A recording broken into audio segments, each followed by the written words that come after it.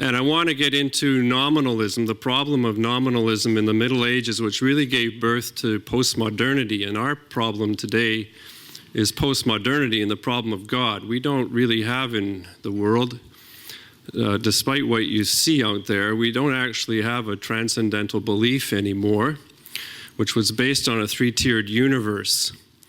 And so we do this. If you saw the movie Gravity, you would have noticed in that movie, which was excellently done, that there is no God out there and that the universe is expanding. So you can't have the transcendental relationship to the universe anymore. Everything is immanent and quantum-like.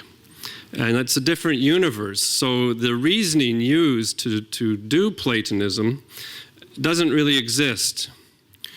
And that's, so if Christianity has a future, and if God has a future, and I think it's questionable whether or not God does have a future, it has to be reconceived in some way that makes sense. So Joe talked about the rhetoric of the Greco-Roman world capturing and re-aiming Christianity, Christian rhetoric,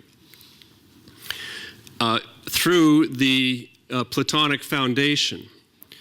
And so our struggle today is that we don't want to let go of this Platonic foundation in Christianity, largely speaking, not here, of course.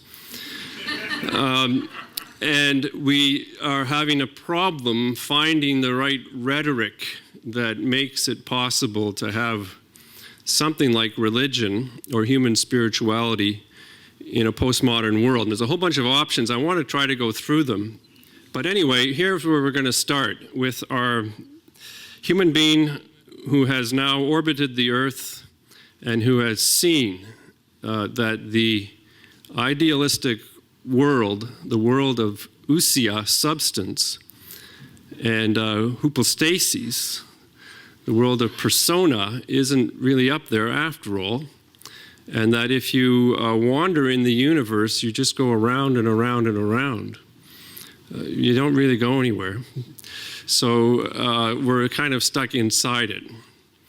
And it's hard to imagine if there are other universes, but that's a going theory now, that in fact this universe is only one of perhaps several other universes stacked on top of each other. So it's a really different concepts that we're dealing with today. The idea of God as a problem for Christianity in the postmodern world rests on the accomplishment of modernity, and the accomplishment of modernity was critical history. And that's what we have to deal with. The ancient folks didn't have the idea of critical history, and their writings don't really have that idea, although you can see it to some degree. But for us, it's a discipline, a defined discipline, history. And it's not so much for ancient people. And the problem that the modern critical examination has given us is this awakening to the notion and idea and understanding that the Jesus of history, the historical Jesus, is really very, very different from the Jesus Christ of Christianity, who is a non-historical, unsubstantial, cultural creation with virtually nothing to do with the historical Jesus. So that's the problem that modernity has given theology. So we have to deal with this incredible difference between what will mark the path of a future Christianity and the fate of its God in relation to what we have inherited from the past.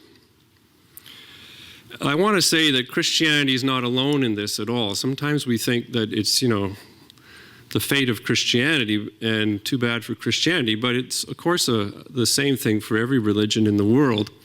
At Brock, I teach world religion, and I can say absolutely that the historical Jesus is an easier question than the historical Muhammad. That's a harder question. And the historical Buddha is virtually impossible. Confucius, you can do a bit with. Lao Tzu of Taoism, I think that's almost impossible, the historical Lao Tzu. So it's not like we're alone. It's just that the Western tradition has been more greatly impacted by the scientific revolution of the 17th to 19th century and this problem we inherited from that, which is critical history.